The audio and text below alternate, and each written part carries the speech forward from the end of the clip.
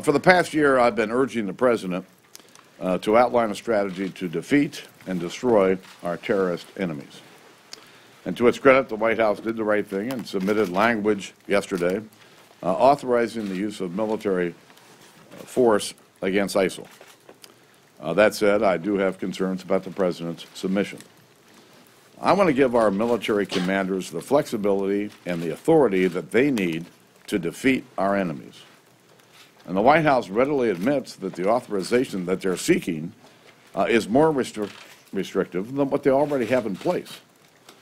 If we're going to defeat our enemy and win this fight, we need a strong, robust strategy and a strong, robust authorization. And that's exactly what Republicans will make the case for as we move through rigorous hearings and oversight on this issue. Mr. Speaker, you talked about giving commanders in the field enough flexibility here. We've had a problem that's erupted in the past couple of days in Yemen. Do you think that that speaks to the administration policy? And back to the first part of my question, do you think that that reflects the issue of giving people enough agility in the field, but in this AUMF, shouldn't the President have to say, look, if we're going to go completely to another part of the world to fight these types of fighters, shouldn't the President have to be in charge of that and not the commanders in the field when you're dealing with a completely different theater? As you've heard me say from this podium for the last several years, the President needs to have an overarching strategy to deal with this growing terrorist threat. He has yet to do that. He continues to look at this as a counterterrorism effort, when in fact there's a war underway, and we're in the midst of it.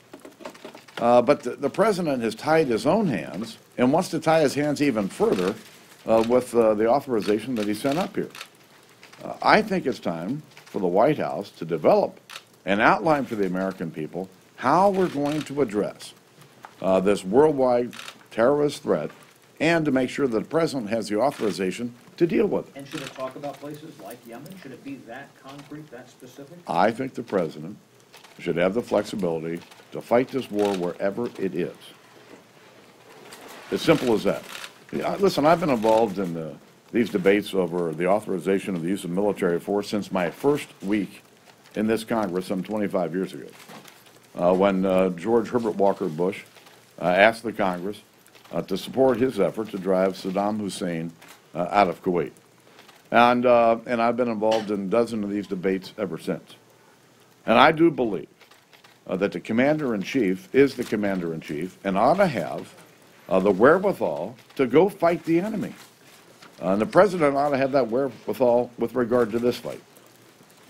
That being said, it sounds like you guys do have a big difference than the President when it comes to the AUMF.